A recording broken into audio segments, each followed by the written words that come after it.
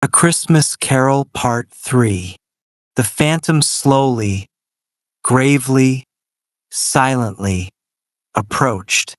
When it came near him, Scrooge bent down upon his knee. For in the very air through which this spirit moved it seemed to scatter gloom and mystery.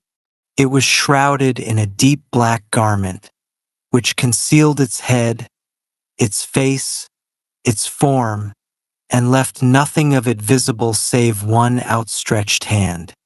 But for this it would have been difficult to detach its figure from the night and separate it from the darkness by which it was surrounded. He felt that it was tall and stately when it came beside him, and that its mysterious presence filled him with a solemn dread. He knew no more, for the spirit neither spoke nor moved. "I am in the presence of the ghost of Christmas yet to come," said Scrooge. The spirit answered not, but pointed onward with its hand. "You are about to show me shadows of the things that have not happened, but will happen in the time before us," Scrooge pursued. "Is that so, spirit?" The upper portion of the garment was contracted for an instant in its folds, as if the spirit had inclined its head. That was the only answer he received. Although well used to ghostly company by this time, Scrooge feared the silent shape so much that his legs trembled beneath him, and he found that he could hardly stand when he prepared to follow it. The spirit paused a moment, as observing his condition and giving him time to recover. But Scrooge was all the worse for this.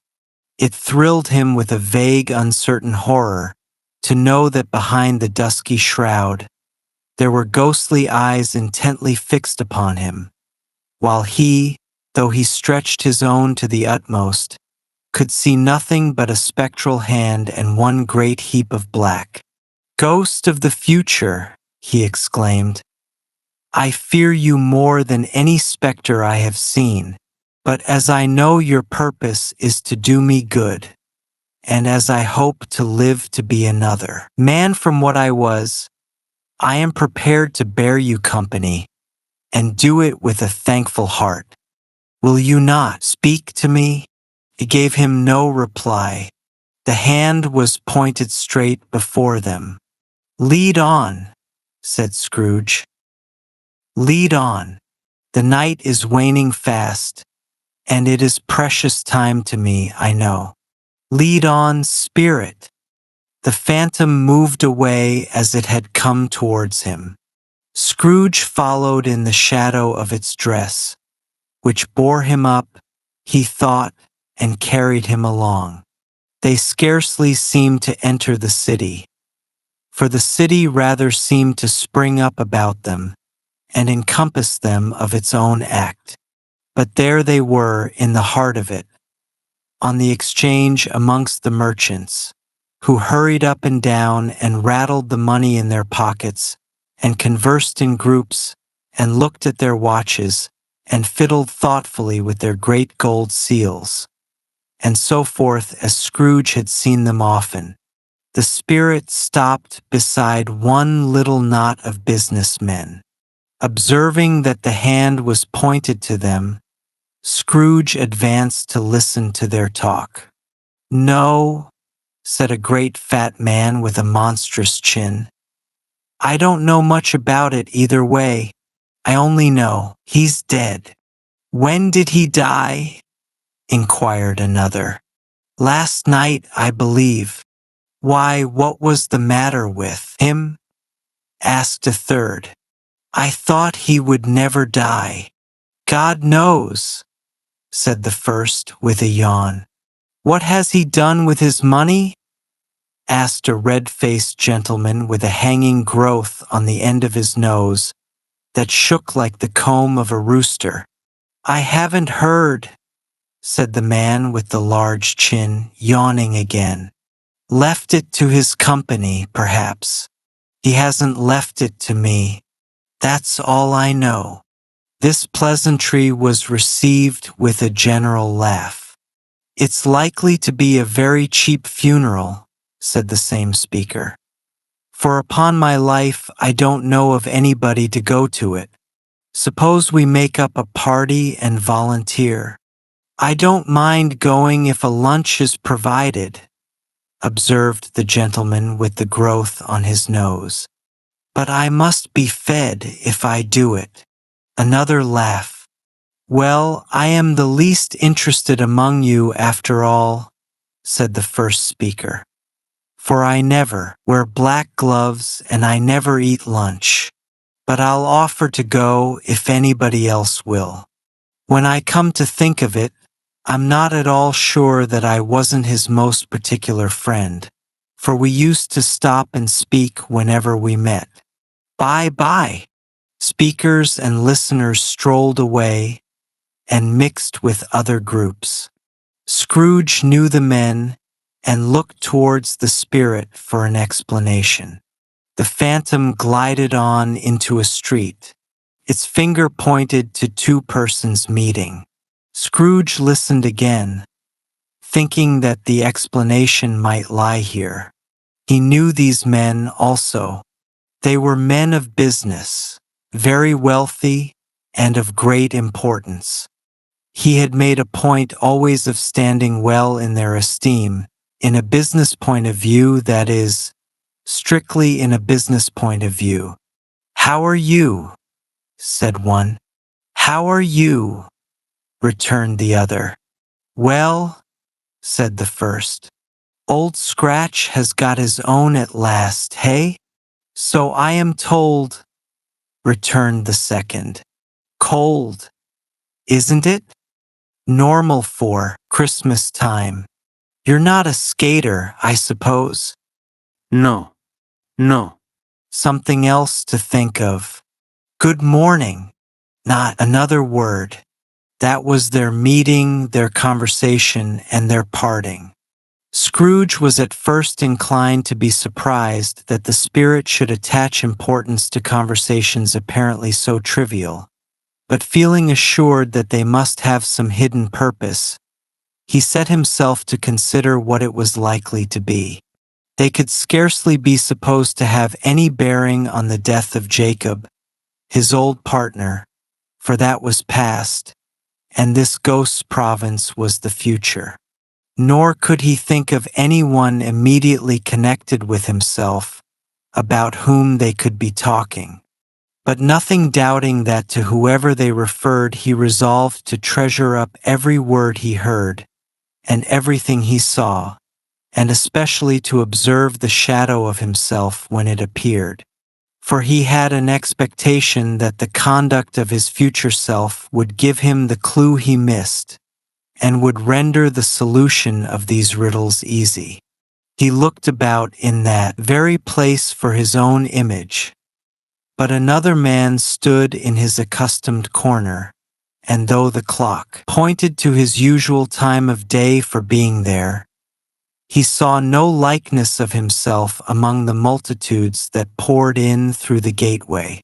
It gave him little surprise, however, for he had been revolving in his mind a change of life, and thought and hoped he saw his newborn resolutions carried out in this.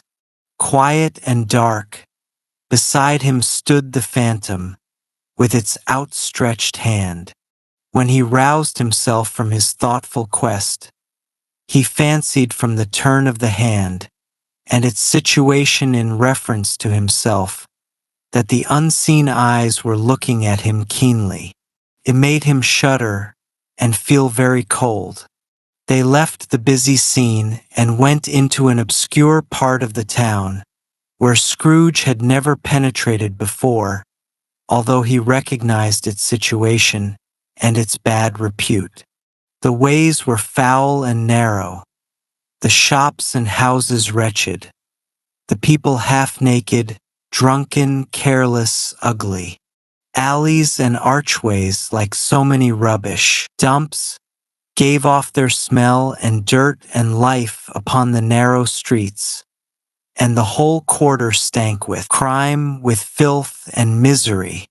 Far in this den of infamous resort, there was a low shop where iron, old rags, bottles, bones, and greasy unwanted food were bought. Upon the floor within were piled up heaps of rusty keys, nails, chains, hinges, files, scales, weights, and refuse iron of all kinds.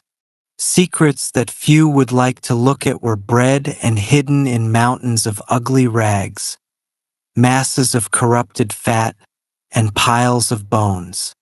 Sitting in among the wares he dealt in, by a charcoal stove made of old bricks, was a gray-haired man, nearly 70 years of age, who had screened himself from the cold air by a shabby curtaining of tatters hung upon a line, and smoked his pipe in all the luxury of calm retirement.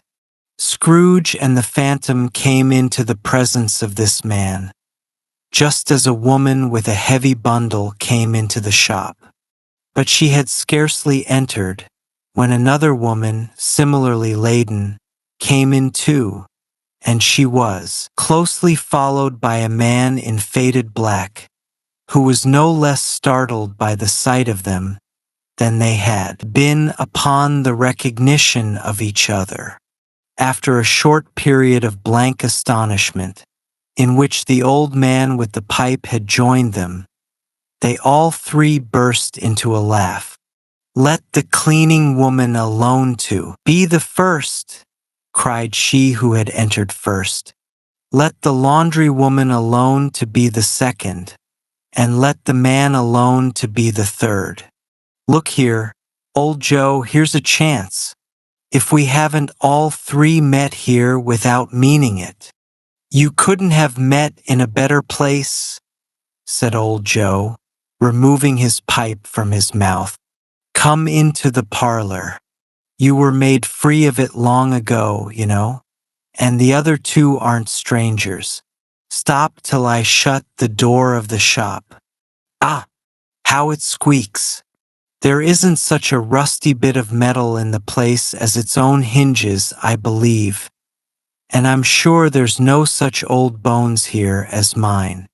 Ha, ha! We're all suitable to our calling, we're well matched. Come into the parlor. Come into the parlor." The parlor was the space behind the screen of rags. The old man raked the fire together with an old stair rod, and having trimmed his smoky lamp, for it was night, with the stem of his pipe, put it in his mouth again.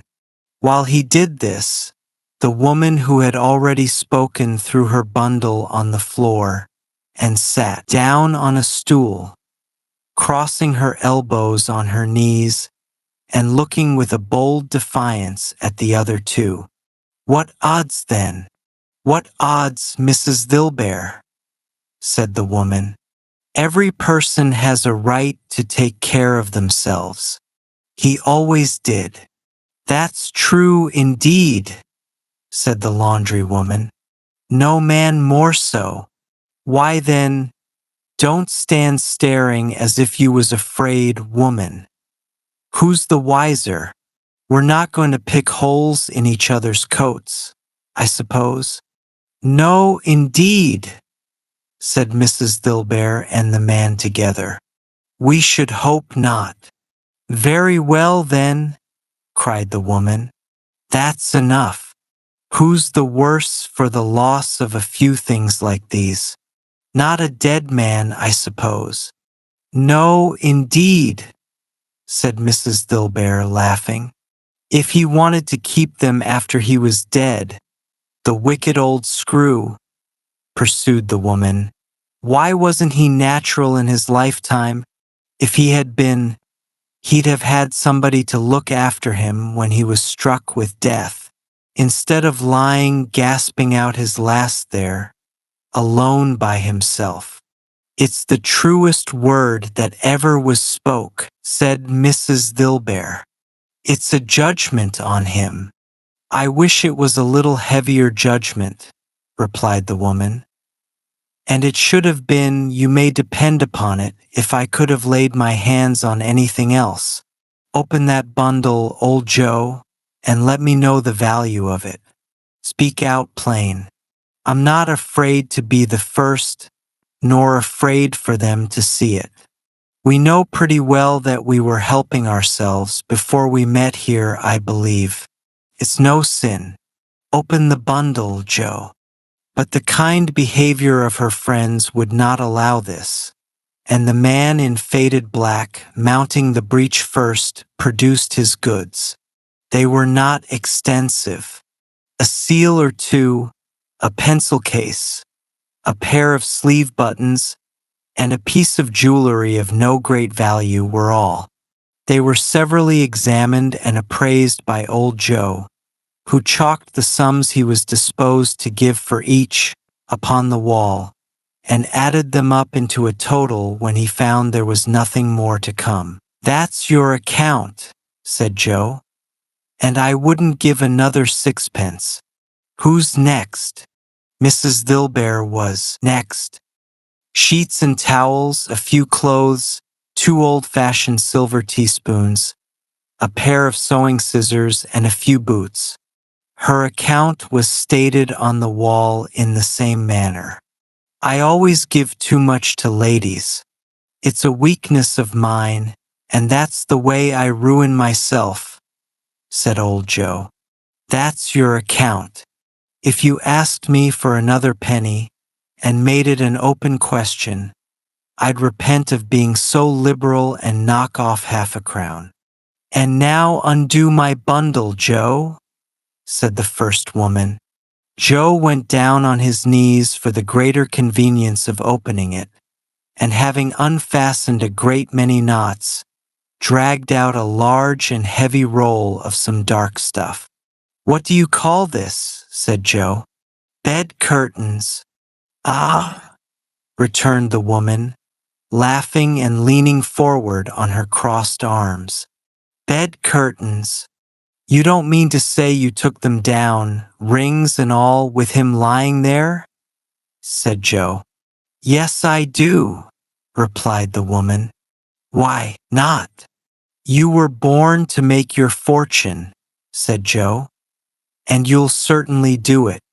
I certainly shan't hold my hand when I can get anything in it by reaching it out. For the sake of such a man as he was, I promise you, Joe, returned the woman coolly. Don't drop that oil upon the blankets now. His blankets? Asked Joe. Whose else's do you think? Replied the woman. He isn't likely to take cold without 'em, I dare say. I hope he didn't die of anything catching, eh? Said old Joe, stopping in his work and looking up. Don't you be afraid of that, returned the woman. I'm not so fond of his company that I'd hang about him for such things, if he did. Ah, you may look through that shirt till your eyes ache, but you won't find a hole in it, nor a threadbare place. It's the best he had, and a fine one too. They'd have wasted it, if it hadn't been for me. What do you call wasting it? Asked old Joe. Putting it on him to be buried in, to be sure, replied the woman with a laugh. Somebody was fool enough to do it, but I took it off again. If cotton isn't good enough for such a purpose, it isn't good enough for anything. It's quite as becoming to the body. He can't look uglier than he did in that one. Scrooge listened to this dialogue in horror. As they sat grouped about their spoil, in the scanty light afforded by the old man's lamp, he viewed them with a hatred and disgust which could hardly have been greater, even if they had been obscene demons, marketing the corpse itself. Ha ha! Laughed the same woman when old Joe, producing a cloth bag with money in it, laid out their gains upon the ground. This is the end of it, you see. He frightened everyone away from him when he was alive, to profit us when he was dead. Ah, ah, ah. Spirit, said Scrooge, shuddering from head to foot. I see, I see. The case of this unhappy man might be my own. My life tends that way now. Merciful heaven, what is this? He recoiled in terror, for the scene had changed, and now he almost touched a bed. A bare bed without curtains, on which, beneath a ragged sheet, there lay a something covered up, which, though it was dumb, announced itself in awful language. The room was very dark, too dark to be observed with any accuracy, though Scrooge glanced round it in obedience to a secret impulse, anxious to know what kind of room it was. Pale light, rising in the outer air, fell straight upon the bed, and on it, looted and sad, uncared for, was the body of this man. Scrooge glanced towards the phantom. The steady hand was pointed to the head. The cover was so carelessly adjusted that the slightest raising of it, the motion of a finger upon Scrooge's part, would have disclosed the face. He thought of it, felt how easy it would be to do, and longed to do it, but had no more power to withdraw the veil than to dismiss the spectre at his side.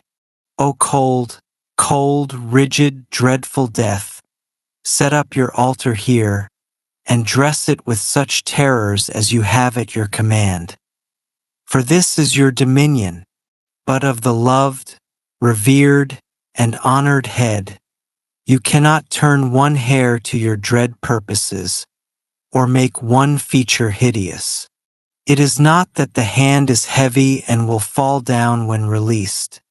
It is not that the heart and pulse are still, but that the hand was open, generous, and true, the heart brave, warm, and tender, and the pulse a man's.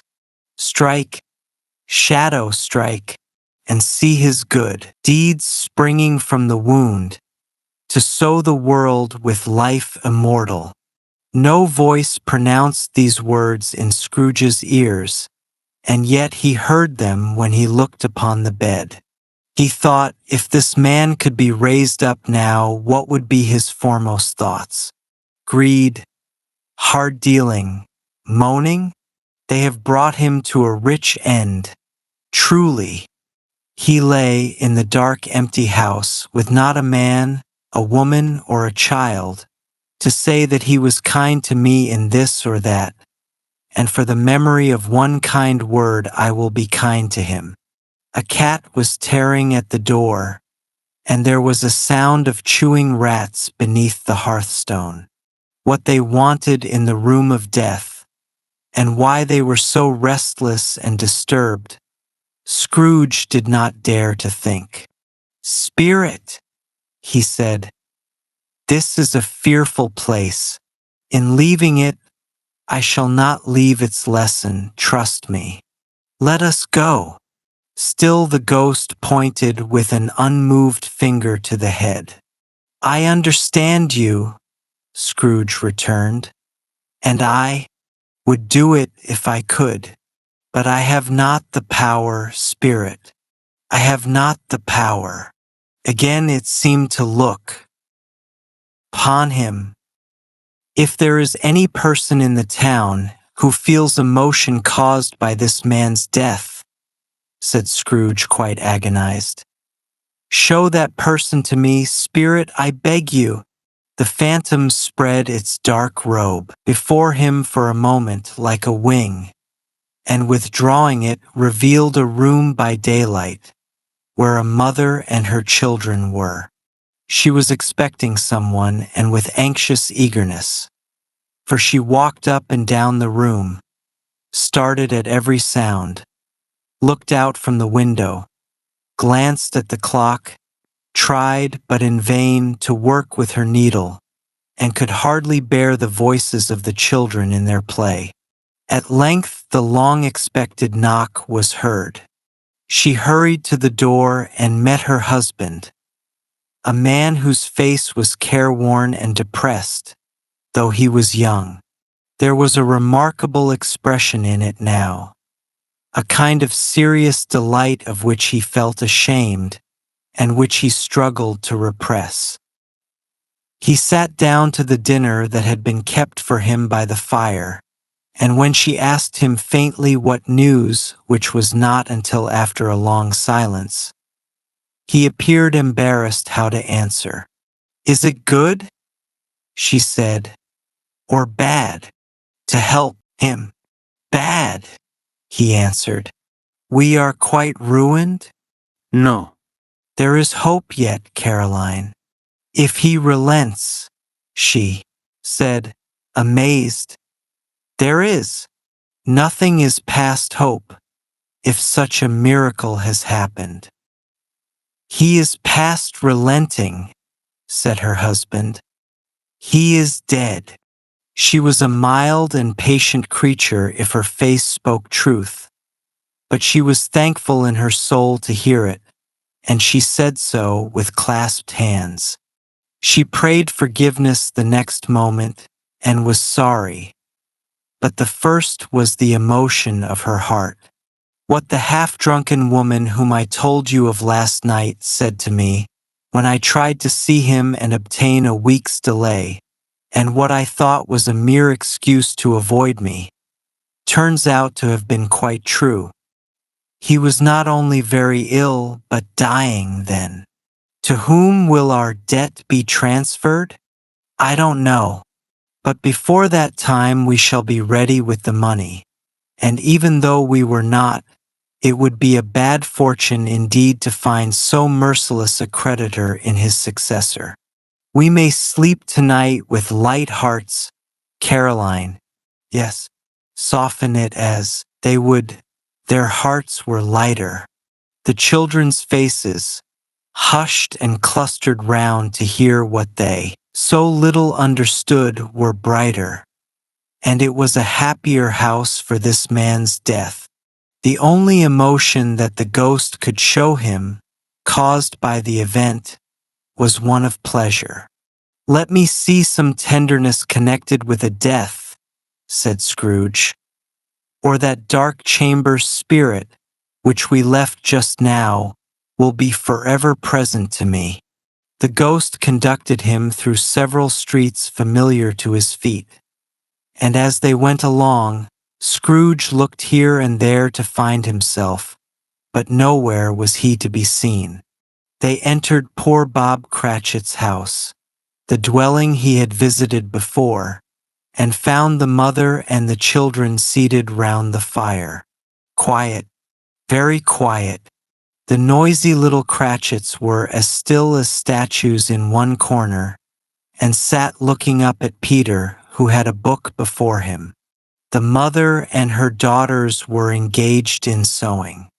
But surely they were very quiet, and he took a child and set him in the midst of them. Where had Scrooge heard those words? He had not dreamed them. The boy must have read them out as he and the spirit crossed the threshold. Why did he not go on? The mother laid her work upon the table and put her hand up to her face. "The color hurts my eyes," she said. "The color? Ah, poor Tiny Tim." "They're better now again," said Cratchit's wife. "It makes them weak by candlelight, and I wouldn't show weak eyes to your father when he comes home, for the world. It must be near his time." "Past it rather," Peter answered, shutting up his book. "But I think he has walked a little slower than he used these few last evenings, Mother." They were very quiet again. At last she said, and in a steady, cheerful voice that only faltered once, I have known him walk with Tiny Tim upon his shoulder very fast indeed.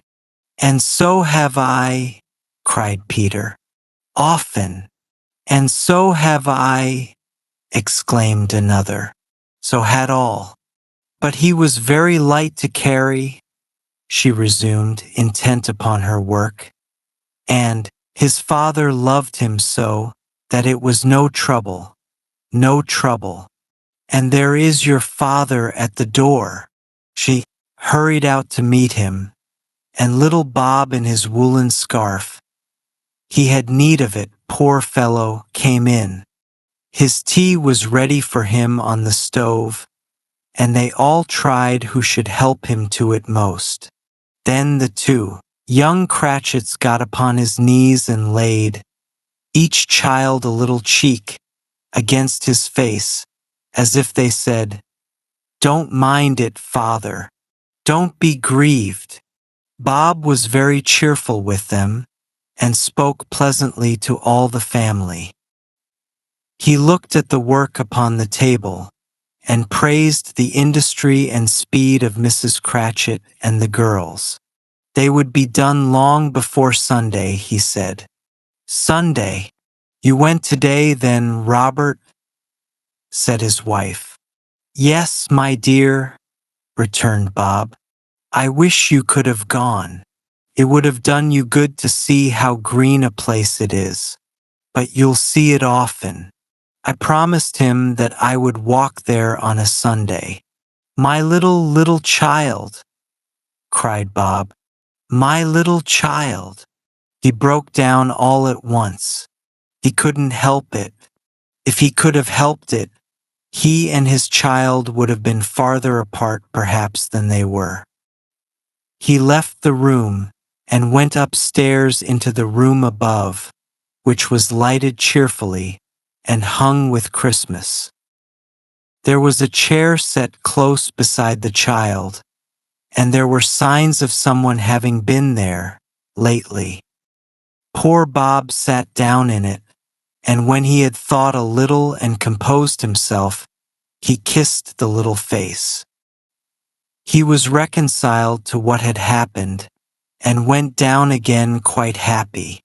They drew about the fire and talked, the girls and mother working still. Bob told them of the extraordinary kindness of Mr. Scrooge's nephew, whom he had scarcely seen but once, and who, meeting him in the street that day, and seeing that he looked a little, just a little down, you know, said Bob, inquired what had happened to distress him. On which, said Bob, for he is the most pleasant-spoken gentleman you ever heard, I told him, I am heartily sorry for it, Mr. Cratchit, he said, and heartily sorry for your good wife. By the by, how he ever knew that, I don't know. Knew what, my dear? Why, that you were a good wife, replied Bob.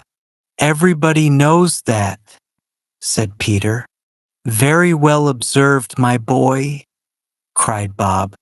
I hope they do. Heartily sorry, he said, for your good wife. If I can be of service to you in any way, he said, giving me his card. That's where I live. Pray come to me. Now it wasn't, cried Bob, for the sake of anything he might be able to do for us, so much as for his kind way, that this was quite delightful. It really seemed as if he had known our Tiny Tim and felt with us. I'm sure he's a good soul, said Mrs. Cratchit. You would be surer of it, my dear, returned Bob. If you saw and spoke to him, I shouldn't be at all surprised. Mark what I say. If he got Peter a better situation.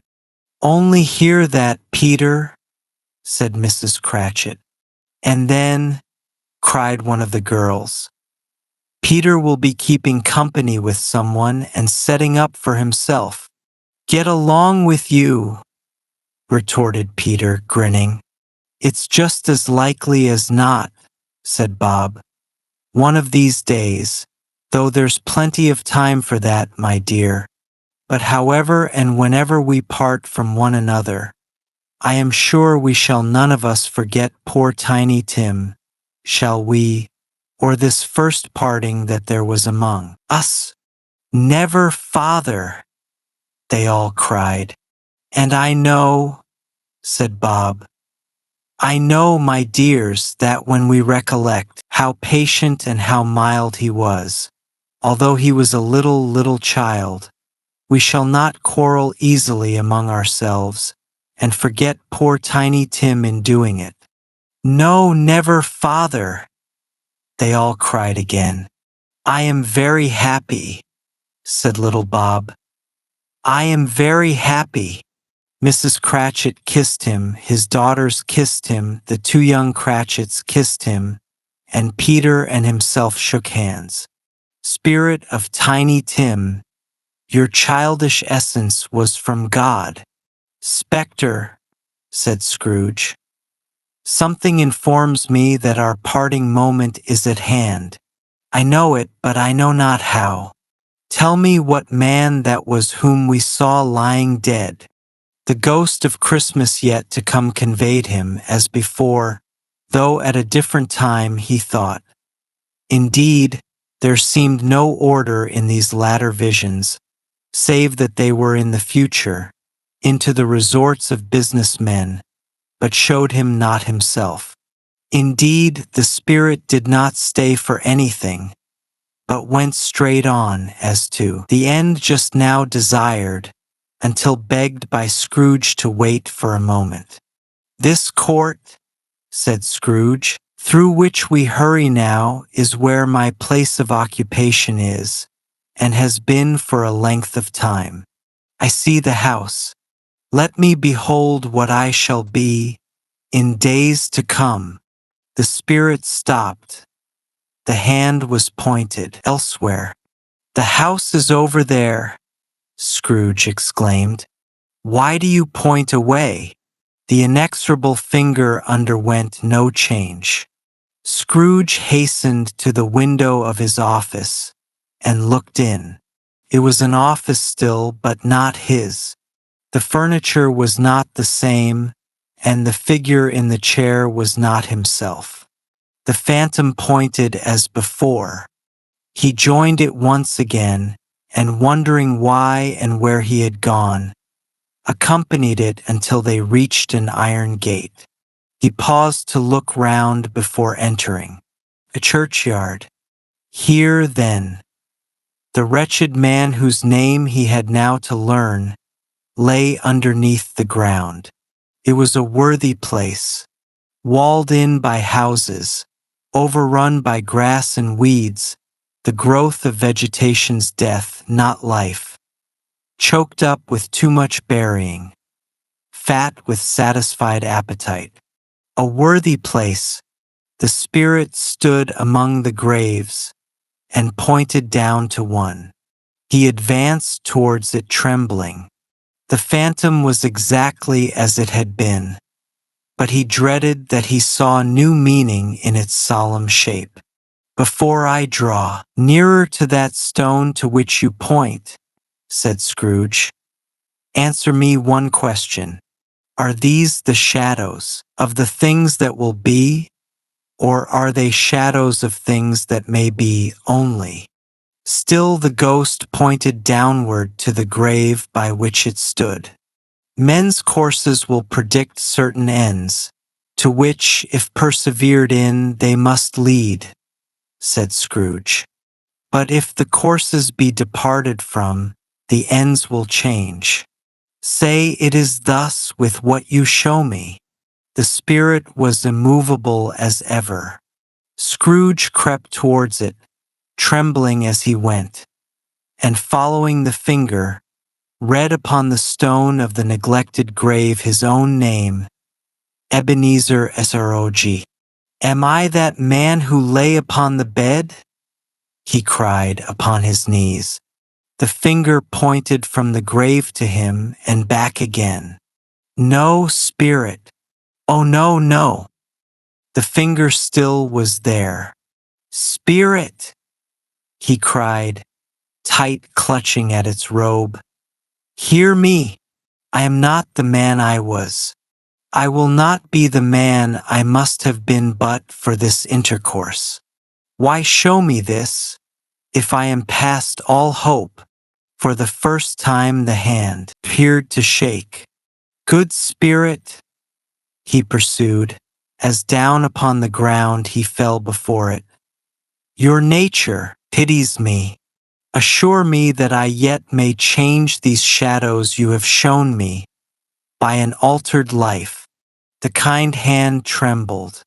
I will honor Christmas in my heart, and try to keep it all the year. I will live in the past, the present, and the future. The spirits of all three shall strive within me. I will not shut out the lessons that they teach. Oh, tell me I may sponge away the writing on this stone. In his agony he caught the spectral hand. It sought to free itself, but he was strong in his plea and detained it. The spirit, stronger yet, pushed him away, holding up his hands in a last prayer to have his fate reversed. He saw an alteration in the phantom's hood and dress. It shrunk, collapsed, and dwindled down into a bedpost. Yes, and the bedpost was his own. The bed was his own, the room was his own. Best and happiest of all, the time before him was his own, to make amends in. I will live in the past, the present, and the future, Scrooge repeated as he scrambled out of bed. The spirits of all three shall strive within me. O Jacob Marley, heaven and the Christmas time be praised for this. I say it on my knees, old Jacob, on my knees. He was so fluttered and so glowing with his good intentions that his broken voice would scarcely answer to his call. He had been sobbing violently in his conflict with the spirit, and his face was wet with tears. They are not torn down, cried Scrooge, folding one of his bed curtains in his arms. They are not torn down, rings and all. They are here, I am here. The shadows of the things that would have been may be dispelled. They will be. I know they will. His hands were busy with his garments all this time, turning them inside out, putting them on upside down, tearing them, losing them, making them parties, to every kind of extravagance. I don't know what to do, cried Scrooge, laughing and crying in the same breath, and making a perfect clown of himself with his stockings. I am as light as a feather. I am as happy as an angel. I am as merry as a schoolboy. I am as light-headed as a drunken man. A merry Christmas to everybody. A happy new year to all the world. Hello here. Whoop. Hello. He had run into the sitting room and was now standing there, perfectly winded. There's the saucepan that the soup was in, cried Scrooge, starting off again and going round the fireplace. There's the door by which the ghost of Jacob Marley entered. There's the corner where the ghost of Christmas present sat. There's the window where I saw the wandering spirits. It's all right. It's all true. It all happened. Ha ha ha. Really, for a man who had been out of practice for so many years, it was a splendid laugh. The father of a long, long line of brilliant laughs. I don't know what day of the month it is, said Scrooge. I don't know how long I've been among the spirits. I don't know anything. I'm quite a baby. Never mind. I don't care. I'd rather be a baby.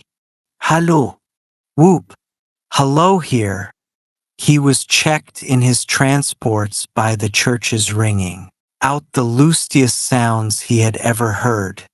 Clash, clang, hammer, ding, dong, bell. Bell, dong, ding. Hammer, clang, clash. Oh, glorious, glorious.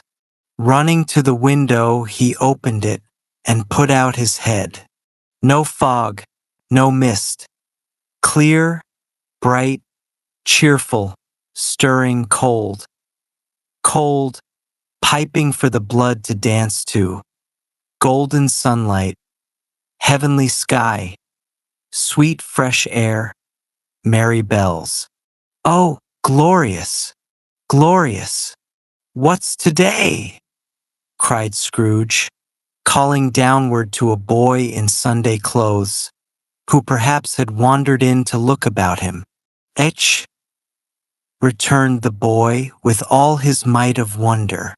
What's today, my fine fellow? Said Scrooge. Today, replied the boy.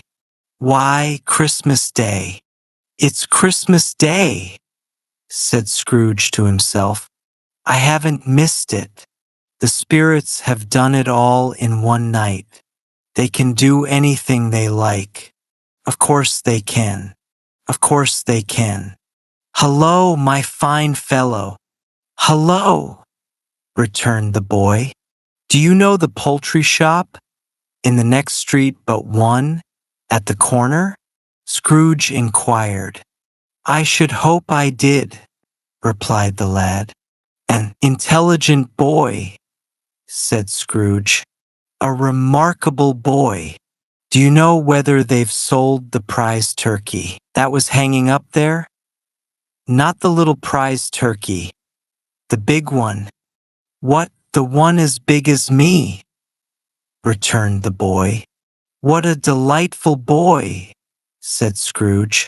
It's a pleasure to talk to him. Yes, my buck.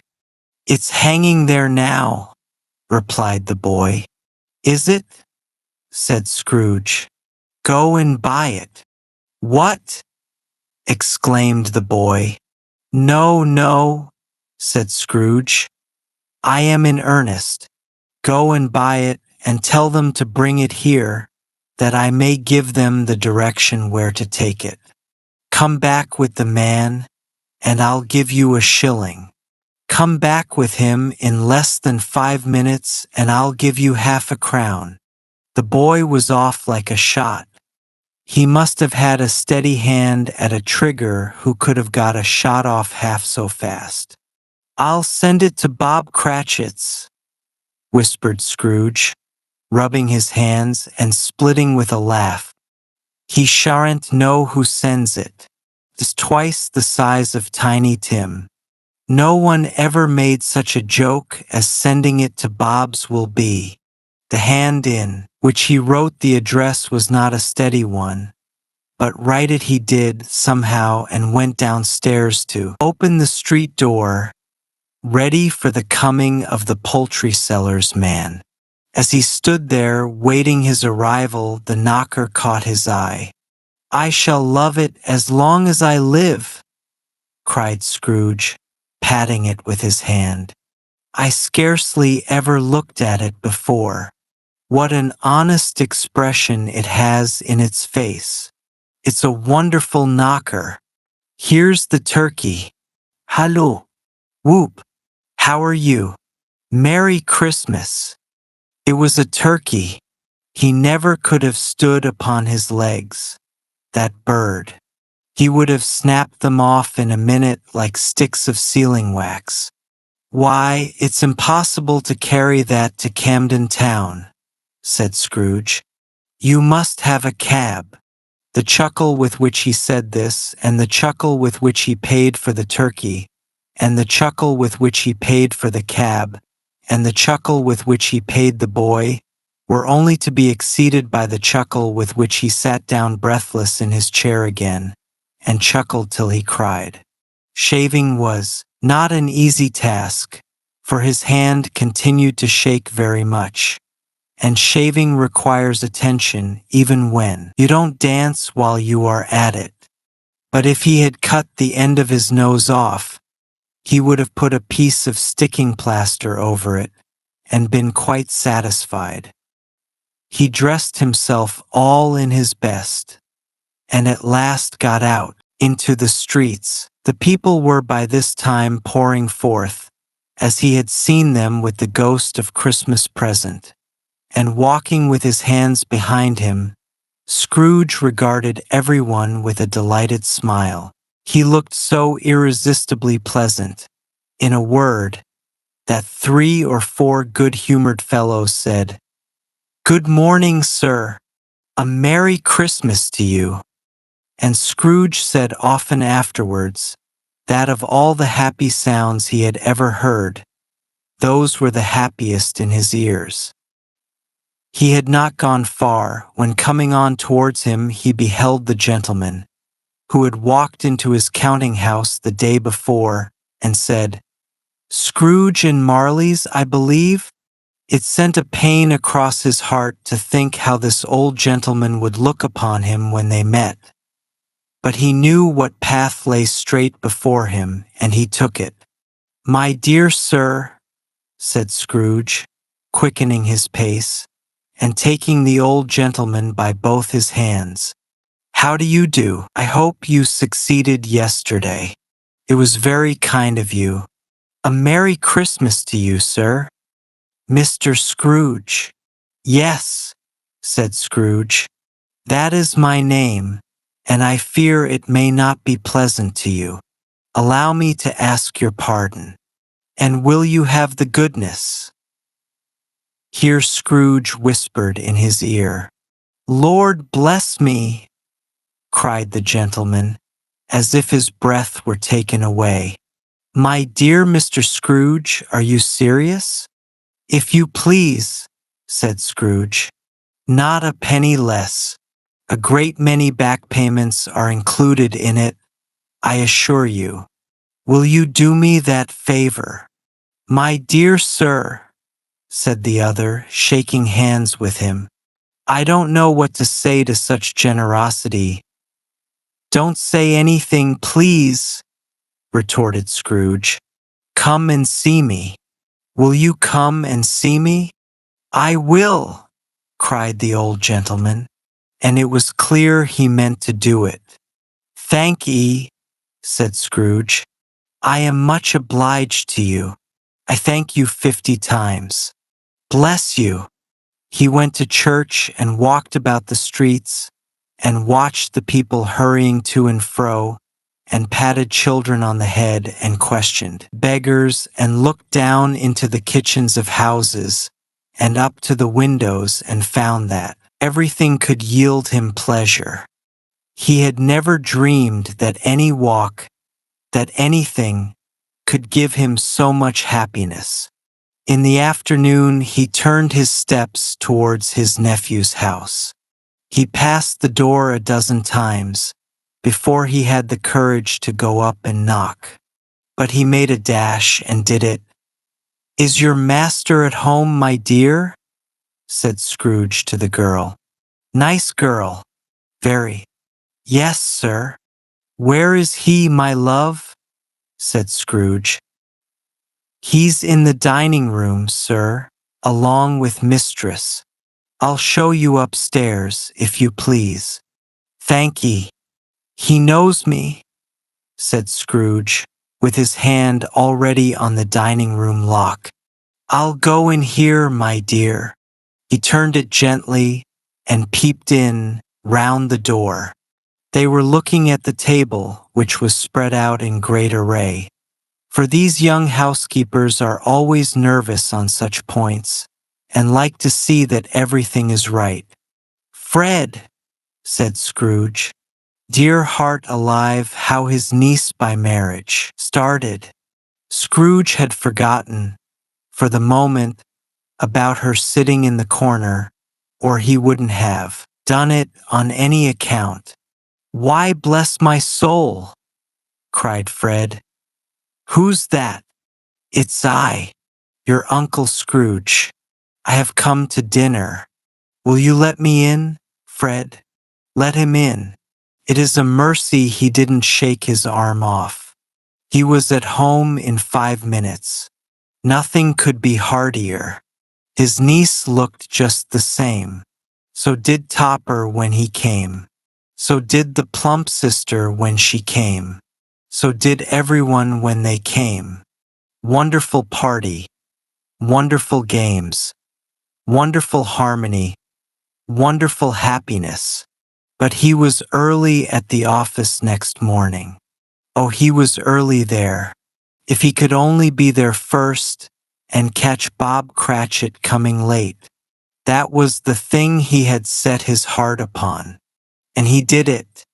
Yes, he did. The clock struck 9. No, Bob. A quarter past. No, Bob. He was full 18 minutes and a half behind his time. Scrooge sat with his door wide open, that he might see him come into the cupboard. His hat was off before he opened the door, his scarf too.